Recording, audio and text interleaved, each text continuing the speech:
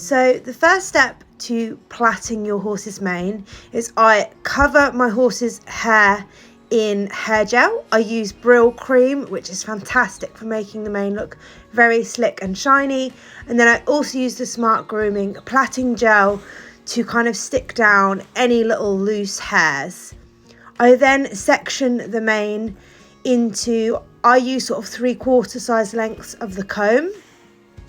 And then I plait my mane and band the bottom. Try to keep the top of the plait loose and the middle and bottom of the plait tight to get this hooded effect on the plaits. That way it gives the horse the effect that it's got a bigger neck. So it is now time to use a needle and thread to stitch the plaits.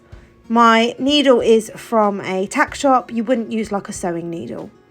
So I've gone just above the band at the bottom of the plait and gone straight through the middle. I've bent the bottom of the plait in half and I'm just wrapping the bottom round with this thread to make a little nubby instead of a tail. To secure it, I go round and round with the thread and then straight through the middle of it, and that secures the little nubby at the end. I then get my needle and push it directly through the top of the plait, through the middle of the two sections that I've plaited together.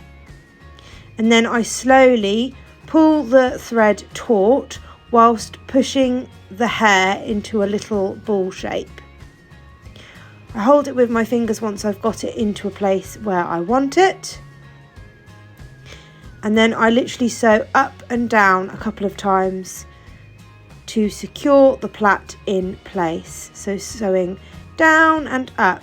You want to finish with your needle and thread through the top of the plait, and then you simply use the scissors and cut it when you've got your plait in place. Be careful not to cut the plait or any of the horse's hair when you're snipping. So now I'm going to attempt a plait which is in the thickest part of Donnie's neck. I have put my needle and thread straight through the bottom of the plait above the band, wrapped the thread round and round to make the nubby, and then put my needle through the bottom of the plait to keep it all in place, like so. Then I'm going to put my needle and thread up through the very top centre of the plait, where you can see the two bits of hair go swoosh swoosh at the top. And I'm trying to get that straight through the middle. I'm now going to pull the thread up to make a hoop. Now, Donnie has quite a thick mane here, so what I'm going to do is push the needle back through to secure it. So I've essentially got a half of the plait I want. I'm then going to ball it up once more and push it up into the hood to get that like poofed effect on his neck. I'm holding it in place, and when I want to secure it, I simply stitch up and down through the centre of the plait until it feels secure. So here we are, pulling up, giving the thread a little pull to make it taut, stitching it down, and key is really holding it with your fingers into that perfect position, and then once you've secured it, that will stay there then.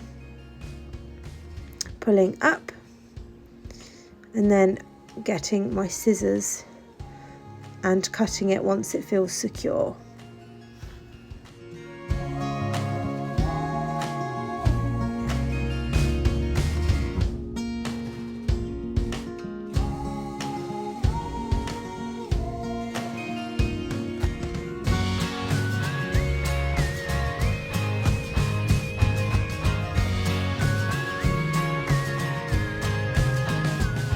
This is where we're at with the plaiting. We've still got a few more to do, but look how shiny the plaits are because of the Brill cream that I've put on the plaits to begin with, and I'm really starting to get that like hooded effect.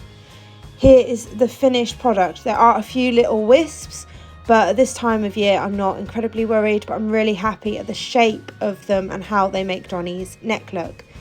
To do the forelock, you do exactly the same thing, but you French plait from the top and then stitch up and down to hold it into place. Practice makes perfect.